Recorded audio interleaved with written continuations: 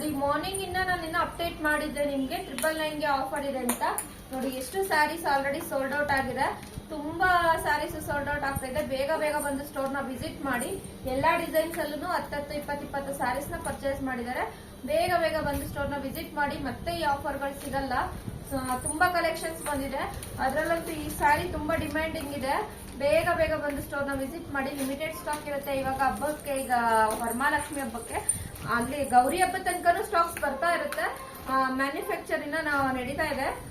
ಹೇಳಿ ನಾವು ತುಂಬಾ ಡಿಸೈನ್ಸ್ ಕಲರ್ಸ್ ಗಳನ್ನ ತರಿಸ್ತಾ ಇದೀವಿ.